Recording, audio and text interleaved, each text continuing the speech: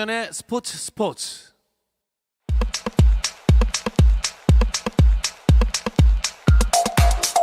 금요일 저녁의 축구 이야기 축구장 가는 길 시작하겠습니다. 서우정 축구 전문 기자, 월간 축구 전문지 포포투의 류청 기자 함께합니다. 안녕하세요. 안녕하세요. 자, 대표팀 이야기부터 먼저 해보겠습니다. 그 한일전 출전 명단이 지난 월요일에 발표가 됐는데 불과 그 몇 시간 전 새벽에 손흥민 선수가 다쳐가지고 좀 논란이 되고 있죠. 네, 손흥민 선수가 아스날과의 북런던 더비에서 전반 19분 만에 그라운드가 떠났습니다. 허벅지를 잡고 나갔는데 햄스트링 부상으로 밝혀졌고요. 뭐 심하지는 않다고 했지만 말씀하신 대로 대표팀 발표를 한 날 다쳐가지고 논란이 좀 있었습니다. 결국 뭐 손흥민 선수의 차출은 어렵지 않을까요? 네, 오늘 새벽에 있었던 이제 유로파 리그에서도 손흥민 선수가 출전을 하지 못했고요. 무리뉴 감독도 상당히 좀 부정적인 의견을 표출을 했는데 일단 대한축구협회는 토트넘 측과 계속 연락 중이고 토트넘 측의 확답이 아직 오지 않아 결정되지는 못했고 주말 정도에는 손흥민 선수가 제외될지 여부가 결정될 것으로 내다보고 있다고 했습니다. 말씀하신 대로 무리뉴 감독이 엄청 반대하는 것 같아요. 네, 무리뉴 감독이 선수가 클럽을 위해서 뛸 수 없다면 나라를 대표해서도 뛸 수 없다라고 얘기했는데 손흥민뿐만 아니라 이제 해리 케인도 지금 대표팀 차출을 앞두고 있어서 두 선수가 이 A매치 기간 동안에 쉬어야 한다라고 이야기를 했습니다. 네.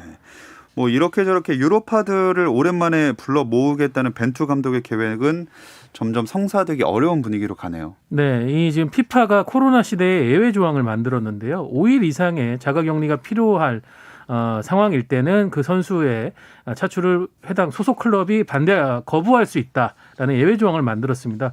그러다 보니까 지금 프랑스 보르도에서 뛰고 있는 황의조 선수는 이제 차출을 아예 거부했고요. 중국에 뛰고 있는 김민재 선수나 손준호 선수도 소속팀 반대로 불참하게 됐습니다. 황희찬 선수도 주 정부 보건 당국의 반대로 인해 가지고 차출되지 않았고 이재성 선수는 지금 소속팀 홀슈타인 킬 내부에 지금 코로나 확진자가 발생해서 역시 오지 못한 상황이라서 벤투 감독도 이번 한일전에 베스트 멤버로 나설 수 없는 전력 약화를 빚을 수밖에 없게 됐습니다. 근데 이 대표팀 차출 문제에서 불만이 있는 게 무리뉴 감독만은 아닌 것 같더라고요. 네, 벤투 감독이 이번에 선발한 24명 중에서 14명이 이제 K리그인데요. 홍명보 울산 감독과 박진섭 서울 감독이 벤투 감독에 이제 소통을 좀 했으면 좋겠다라고 하면서 아쉬움을 표했습니다. 그 6명이나 차출이 됐고 이 선수들이 한일전 마치고 나서 일주일간 코호트 격리하는 게 좀 타격이 심하지 않겠습니까? 네, 한일전 다음 날 이제 예정대로 귀국을 할 경우에 파주 NFC에서 진행되는 코호트 자가격리 기간이 끝나면은 이제 4월 2일이 됩니다. 근데 지금 K리그 다음 라운드 7라운드가 4월 2일부터 이제 순차적으로 경기들이 진행이 되거든요. 그렇기 때문에 여기에 차출된 선수들은 사실상 4월 2, 3, 4일에 펼쳐지는 K리그 7라운드 에는 경기를 뛰지 못한다는 얘기입니다. 그리고도 또 일주일 동안은 소속팀에서 외부 외출 없이 훈련과 경기만 소화를 해야 되는데 이때도 사실은 일주일간의 코호트 격리로 인한 여파 때문에 과연 경기를 뛸 수 있을 것인가 없을 것인가 아직 확정할 수 없는 상황이죠. 그래서 보통은 2경기 정도 결장을 예상하고 있습니다.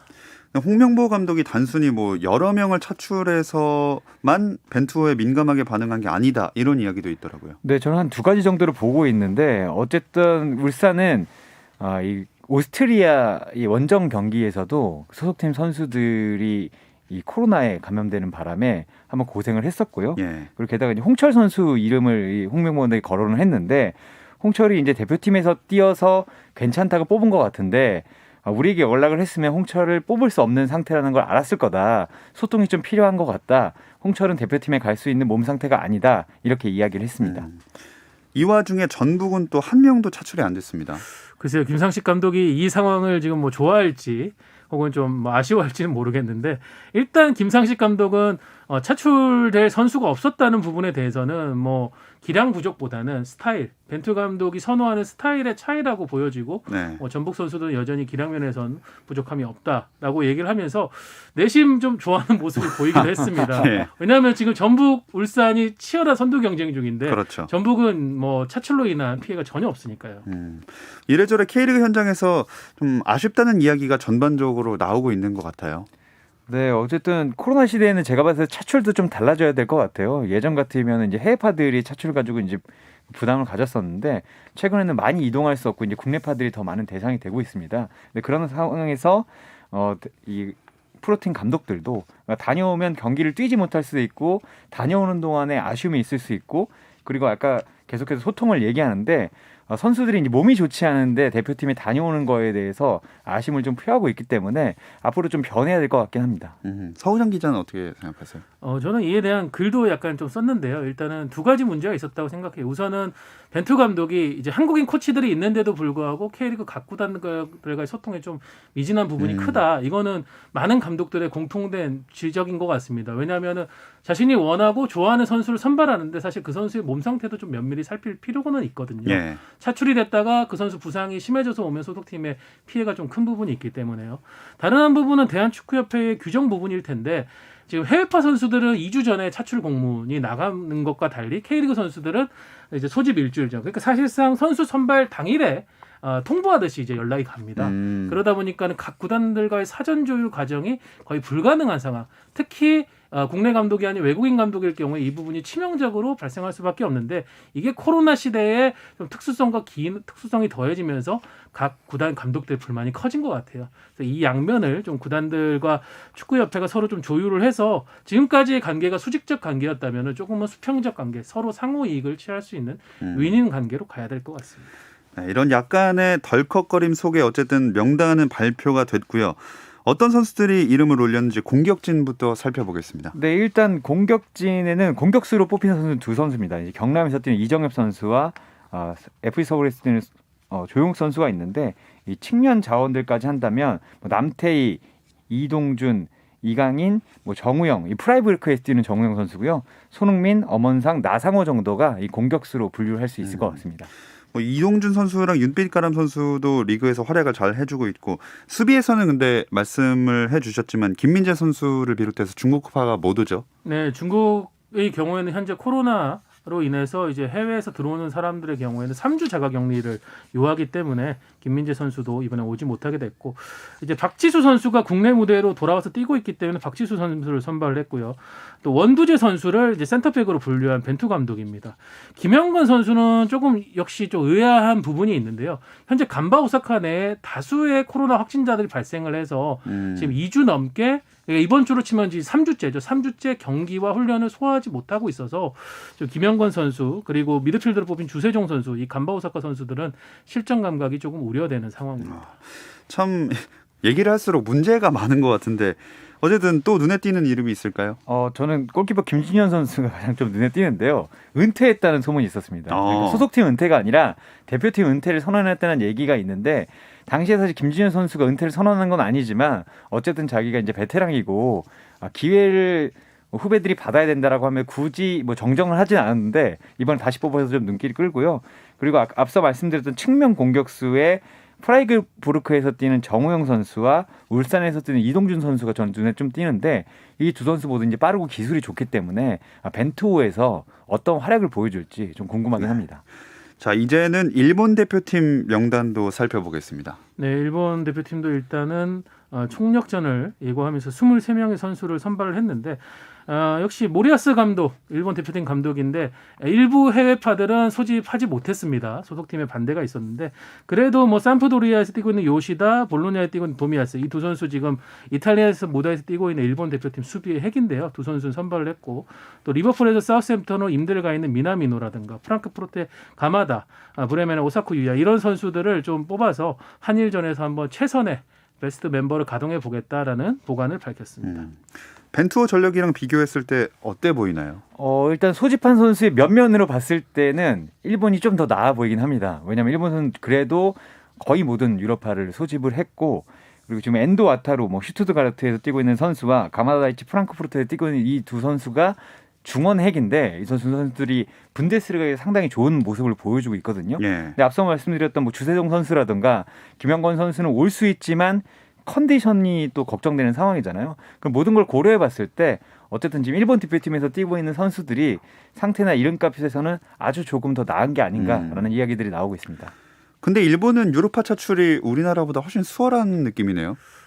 수월해 보이긴 하는데 역시 좀 문제가 있는 게 일단은 이 유럽파들이 합류하고 일본은 이제 해외에서 온 한국도 마찬가지입니다. 월요일부터 이제 목요일까지 계속 연달아서 코로나 검사를 진행을 합니다. 여기서 매일 음성이 나와야 이제 경기 당일에 출전을 할 수 있는데 지금 수비의 핵이라고 할 수 있는 요시다 선수 같은 경우에 소속팀 일정을 치르고 돌아오면은 화요일이라고 해요. 네. 그러다 보면은 자칫 이 선수는 입국하고도 한일전을 못 뛸 수도 있다 이런 얘기도 지금 아하. 현지에서 나오고 있습니다. 네, 한일전이 우려 속에 어쨌든 펼쳐지게 되겠습니다. 이어서 어느새 6라운드 앞두고 있는 K리그1 이야기도 나눠보겠습니다. 잠시 쉬었다 올게요.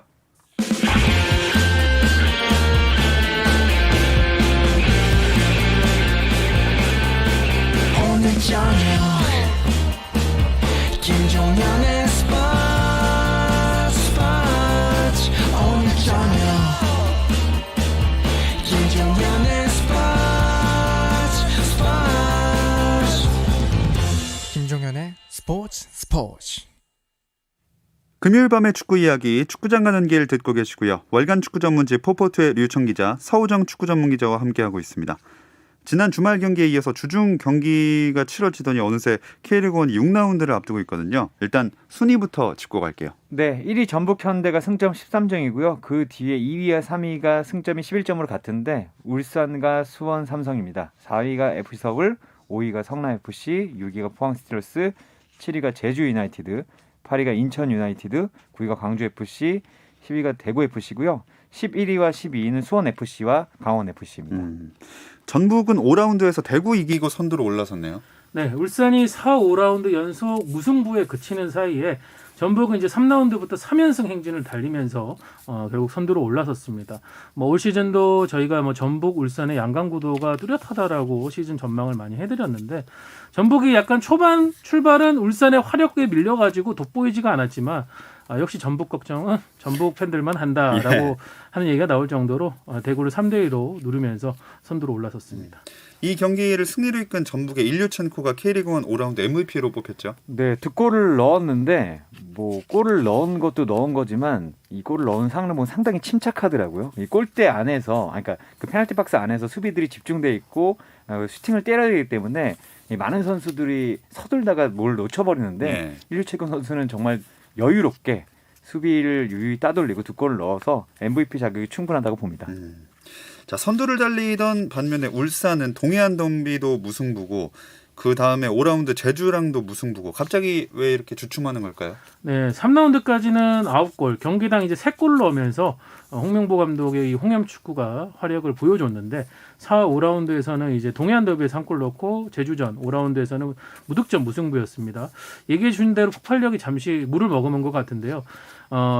동해안 더비 같은 경우는 라이벌전의 특수성 때문에 서로 굉장히 치열하고 신중한 경기를 하다 보니까 득점이 좀 적었다는 부분도 있고 제주 같은 경우에는 지금 굉장한 수비력으로 승격 복귀 첫 해에 굉장히 화제를 모으고 있습니다. 그런 제주의 어떤 질식 수비에 홍명보 울산의 공격력이 잠시 좀 사그러들었었는데 글쎄요, 저는 또 상대에 따라 가지고는 울산의 활약은 언제든지 폭발할 수 있다고 보기 때문에요. 약간 2부 전진을 위한 잠시 머뭇거림이었다고 생각합니다. 네. 현재 1위 전북 13점이고요. 2위 울산 11점으로 어쨌든 치열하게 선두 경쟁은 펼쳐지고 있습니다. 그리고 바로 밑에 수원이 같은 11점으로 3위인데 수원 삼성 지난 시즌과 달리 분위기 좋네요. 네, 3승 2무로 무패 행진을 달리고 있는데 정말 놀랐습니다. 제가 어떤 K리그 선수 출신과 이야기를 하다가 박건하 감독이 마술을 부린 게 아닌가라는 이야기가 나올 정도로 수원 삼성이 잘하고 있고요. 사실 박건하 감독이 부임한 지가 채 1년이 되지 않았습니다. 근데 부임하자마자 흔들리던 수비를 고치더니 올 시즌에는 시작하자마자 수비도 잘하고 공격도 잘하고 있는데 지난주에 포항을 3대0으로 잡는 경기가 가장 좀 결정적이었던 것 같아요. 사실 포항이 울산을 상대로도 밀리지 않는 경기력을 보여줬었는데 수원 삼성이 포항을 꽁꽁 묶으면서 역습으로 3골을 넣는 걸 보면서 많은 분들이 수원 삼성이 돌아온 게 아닌가, 박건하 매직이 시작되는 게 아닌가 이런 기대감도 표하고 있습니다.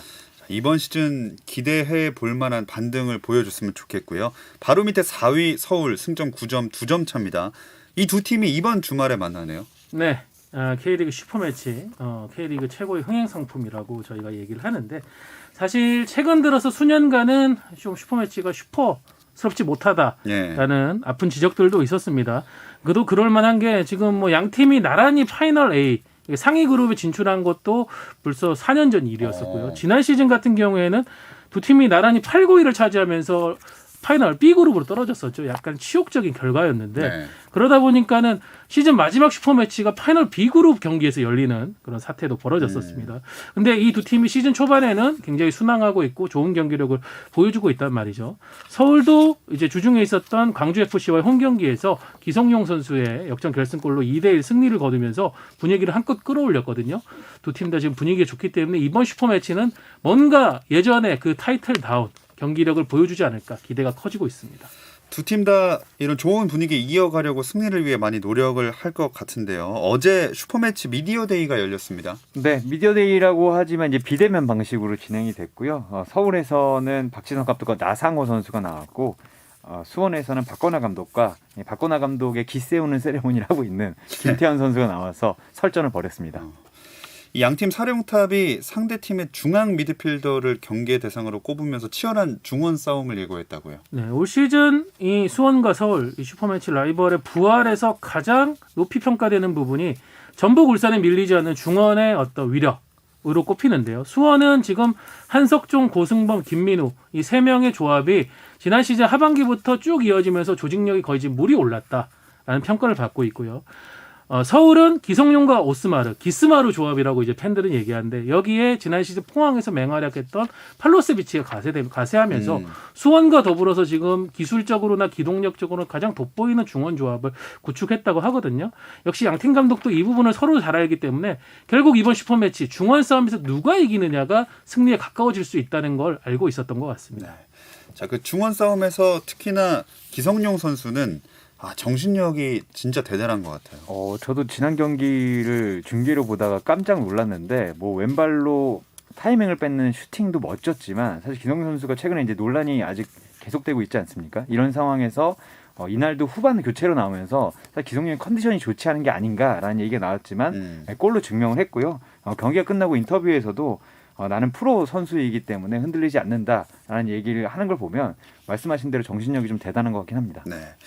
여러모로 오랜만에 진짜 볼만한 슈퍼매치가 펼쳐지게 될 것 같네요. 사실 이제 지난 시즌부터 슈퍼매치가 이제 순위와 관계없이 맞붙으면은 좀 뜨거워지긴 시작했었습니다. 네. 하지만 올 시즌 이 첫 번째 매치는 역시 많은 팬들 그리고 미디어들도 기대를 하고 있는 것 같고요. 박건하 감독은 이제 대표팀 시절에 코치 시절에 같이 했었던 기성용 선수를 막을 수 있다 자신감을 보였었고 박진석 감독은 이제 서울 감독 부임했기 때문에 첫 번째 슈퍼매치거든요. 첫 번째 슈퍼매치에서 반드시 결과를 잡겠다. 선두로 가는 이 경쟁 길목에서 반드시 우리가 이기겠다라는 그런 자신감을 보였는데 제가 볼 때 승패 키는 의외로 중원 싸움이 아니라 결국 누가 결정을 짓느냐의 문제인 것 같은데 두 팀 다 지금 외국인 공격수들의 활약이 지금 상당히 좀 비중이 낮거든요. 서울은 이제 예산 문제로 마지막에 외국인 공격수 데려오지 못했고 수원은 이제 제리치가 한 골을 넣고 있는데 그러다 보니까 토종 공격수인 수원의 김건희, 광주의 나상호 이 두 해결사의 결정력이 좀 승부의 키가 될 것 같습니다. 자, 중요한 경기니까 그렇다면 누가 이길 것 같으세요? 제가 비겁하게 준비한 건 아니고요. 예. 1대1 정도로 아하. 좀 끝날 것 같습니다. 왜냐면 어쨌든 수원이 요즘에 이제 조직력이나 이 기동력 면에서는 상당히 좋은 모습을 보여주고 있지만 서울의 이제 기성용 선수라든가 박주영 선수라든가 후반에 한 번이라도 기회를 잡으면 골 넣는 선수들이 좀 있거든요. 그래서 어쨌든 간에 승부가 갈리기는 좀 어렵지 않을까 저는 그렇게 좀 예상하고 있습니다. 서우정 기자님. 저가 무승부로 하면 좀 재미가 없잖아요. 예. 네. 이번에는 수원의 홈이니까요. 저는 수원의 3대2 승리를 치열하게. 작년에도 슈퍼매치에서 골이 좀 많이 터졌었거든요. 네. 그 흐름이 좀 이번 시즌에 이어지길 바라고 특히 뭐 좀 수비 조직력이 좋지만은 두 팀 다 괜찮은 편이지만은 결정을 지어줄 수 있는 선수가 미드필드 공격 쪽에 있으니까 좀 많은 골을 기대해 보겠습니다. 1대1과 3대2 기대를 해보겠습니다. 자, 그 밑에 5위는 성남이네요. 네, 성남이 지난주에 벌어졌던 두 경기에서 1승 1무를 하면서 초반에 좀 어지러움을 딛고 올라섰는데 뮬리치 선수가 4라운드 MVP가 선정됐거든요. 이 경기에 사실 수원FC에게 이제 한 골을 내주며 밀려가다가 뮬리치 선수가 이제 2골을 넣으면서 역전승을 거뒀고 그 뒤에 이제 무승부를 거두면서 성남이 좀 올라오고 있는데 성남이 이제 덜컹덜컹 거리고 골이 터지지 않아서 아쉬움이 있었는데 어쨌든 뮬리치 선수가 골을 넣으면 MVP가 됐고 앞으로도 뮬리치 선수만 잘해준다면 앞으로도 좀 문제가 없지 않을까 좀 그렇게 보고 있습니다. 재밌는 경기가 참 공교롭게도 연달아 펼쳐지는데 일요일 포항과 성남이 경기를 하는데 포항이 바로 밑에 6위입니다. 포항이 사실 시즌 초반에 좋았던 흐름에 비해서 최근 3경기에서 승리를 거두지 못하면서 좀 삐걱거리고 있거든요. 아무래도 수비 라인, 이제 수비의 중심 역할을 하던 하창래 선수가 입대를 했고 대체자 역할을 할까 생각했던 외국인 수비수 그랜트 선수가 부상으로 빠지면서 수비가 많이 흔들리고 있어가지고 김기동 감독의 고민이 클 것 같습니다. 결국 성남전에서는 수비 재건이 중요한 포인트가 될 것 같아요. 그리고 일요일에는 강원 대 인천의 경기 있습니다. 강원이 과연 첫 승을 할 수 있을까요? 강원의 경기력은 올라올 것 같은데 인천이 너무 만만치가 않아서 예상하기가 좀 어려운데 강원은 뭐 대대적인 보강을 했는데 첫 경기부터 이제 수비전에 이제 문제가 생기면서 좀 아쉬움을 겪었고 최근에 이제 공격력은 올라오고 있지만 여러 부분에서 아직 최정상은 아닌 기분입니다. 근데 인천 같은 경우에는 지난 경기에서 뭐 상대 투장이 나오긴 했지만 4골을 넣으면서 폭발하고 있거든요. 예. 그러면서 두 팀이 이제 누가 이겨도 이상하진 않지만 아마 강원이 인천을 쉽게 잡지는 쉽지 않을 것 같습니다. 자, 그리고 또 승리가 없는 한 팀이죠. 대구는 하필 울산을 만납니다. 네, 대구가 이제 지난해 그리고 지지난해에도 2년 연속 파이널 A에 올랐는데 이게 시민구단으로서는 최초의 성과였거든요. 작지만 강한 팀, 강소 팀으로서의 이 바닥을 다져가고 있던 대구인데 올 시즌은 정말 좀 어려운 상황입니다. 역시 많은 주전들이 빠져나간 그 이탈을 좀 실감을 하고 있는데 역시 간절함으로 덤비지 않으면 울산은 상당히 강한 팀이죠. 예, 대구가 홈에서 홈팬들과 함께 얼마나 간절함을 보이면서 이 첫 승을 달성할 수 있을지 지켜봐야 될 것 같습니다. 자, 주말 6라운드 매치업 2개 더 남았는데 토요일 경기들이네요. 네, 제주 대 광주의 경기가 있고요. 전북 대 수원FC의 경기도 예정돼 있습니다. 두 경기는 어떤 게 관전 포인트가 될까요? 일단 제주 대 광주부터 말씀드리자면 두 팀 모두 컨셉은 비슷합니다. 남길 감독이 제주와 광주에 두 군데 있어서 그런지는 모르겠지만 두 팀 다 이제 끈적끈적한 수비로 상대를 괴롭히다가 역습 혹은 이제 그런 상황에서 상대 실수를 튼단 득점을 넣으려고 하는데 전체적인 조직력에서는 제주가 좀 더 낫습니다. 근데 광주에는 펠리페라는 확실한 스트라이커가 있는데 제주는 지금 골이 터지지 않고 있는 게 문제라서 두 팀 중에 계속하지만 어쨌든 축구는 골을 넣어야 되잖아요. 예. 어쨌든 골을 넣는 팀이 조금 더 유리할 것 같습니다. 네, 전북 대 수원FC는요.